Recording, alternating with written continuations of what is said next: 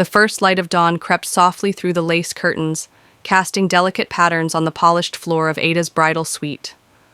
The room buzzed with life, the laughter of bridesmaids, the soft clink of jewelry boxes, the rustling of satin and silk gowns.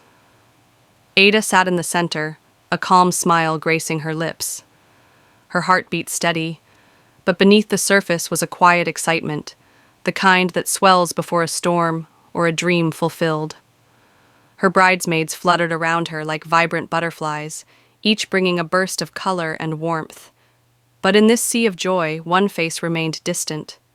Kioma, Ada's maid of honor and childhood best friend.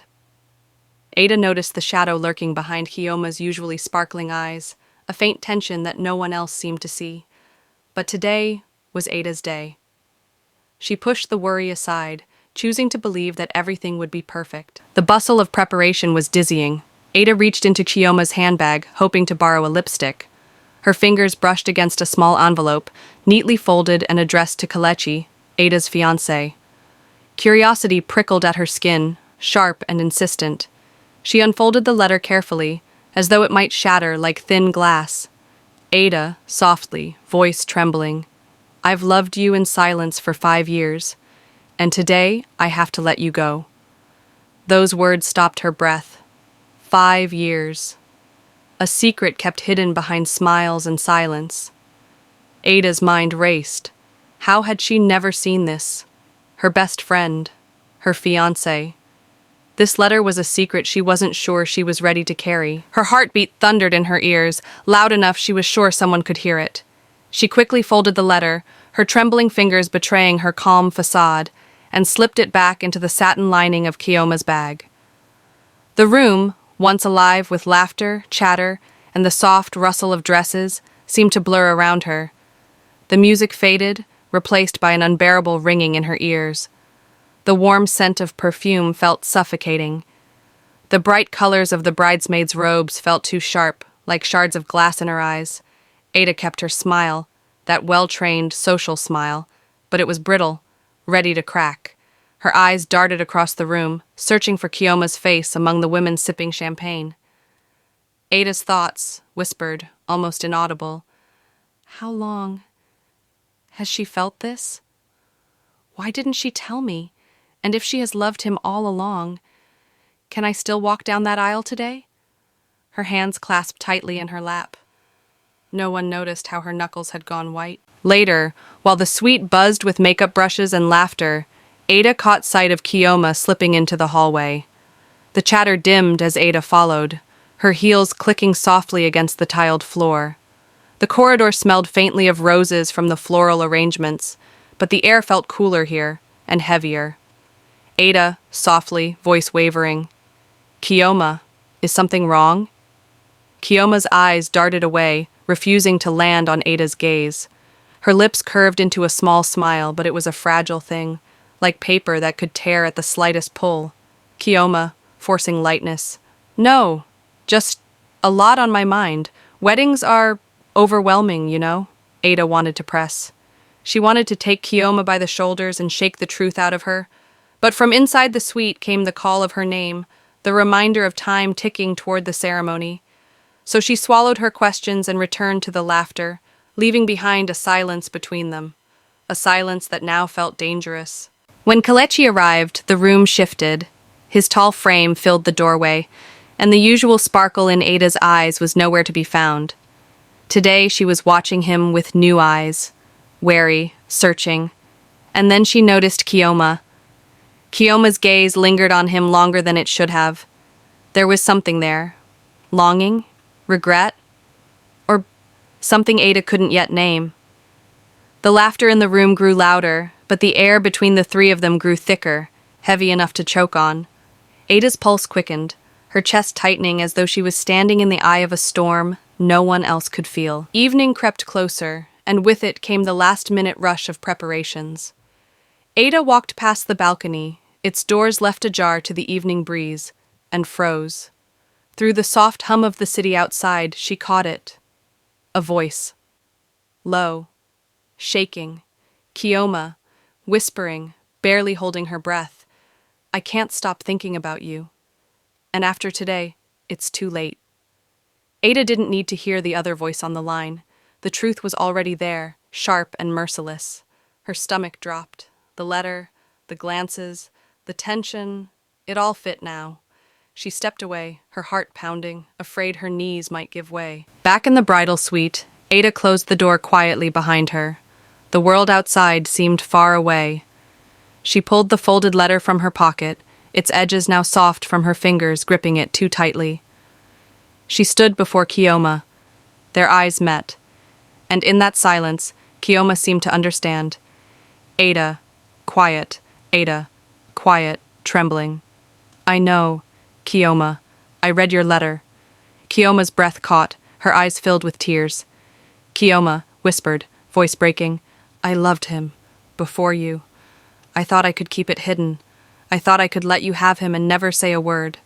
The room felt smaller, the air felt heavier, and between them lay a truth that could never be unseen.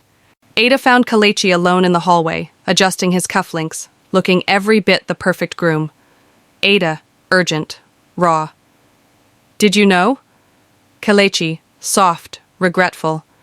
Yes, but I never wanted to hurt you. His words landed like stones. They were not cruel, but they were honest. And honesty sometimes hurt more than lies.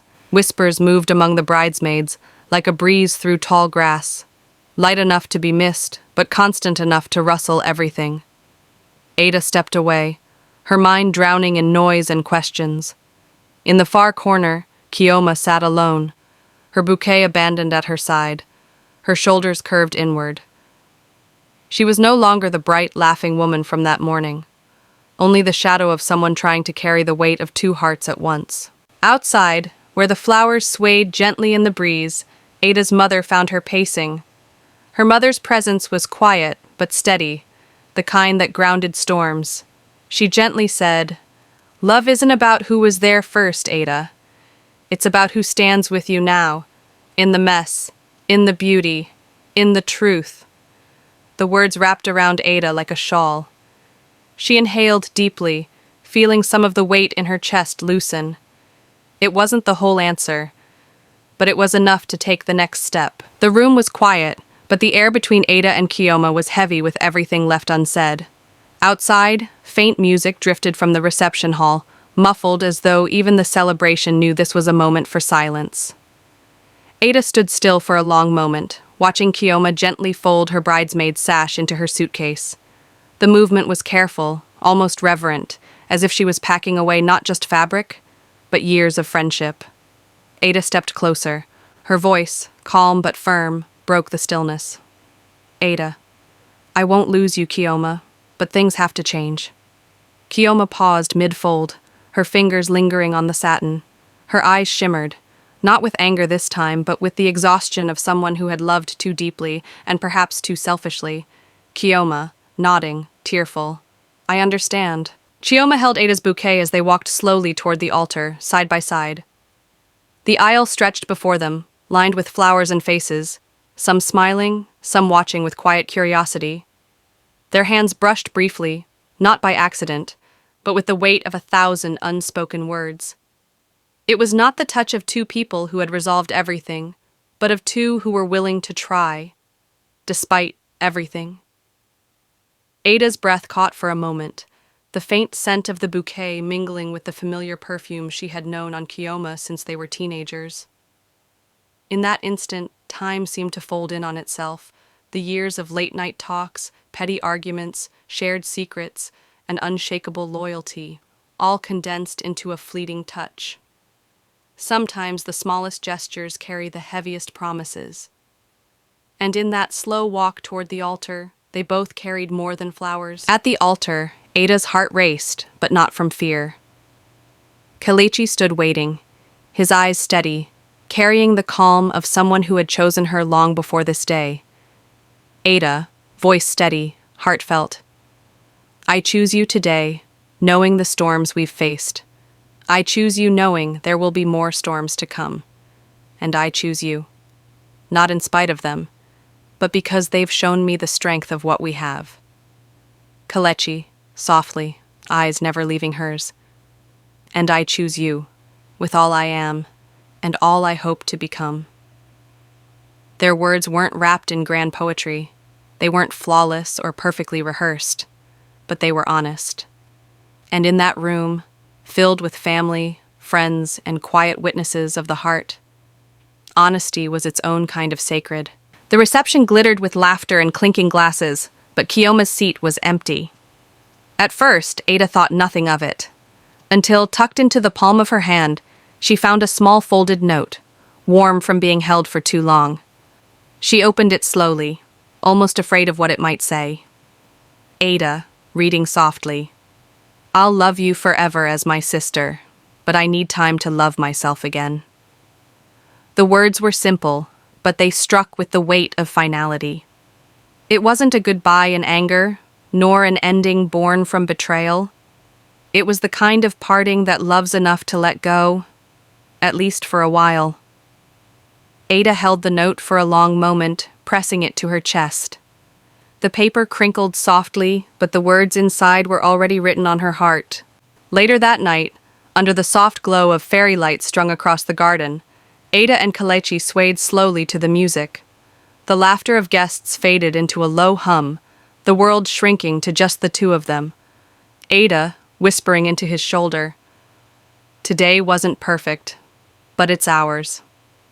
Kelechi smiled, holding her closer, the melody wrapped around them like a gentle embrace, sealing the day not as a flawless fairy tale, but as something far more human. And sometimes, that is enough. Now please, lovely, subscribe to Tovia's Tales.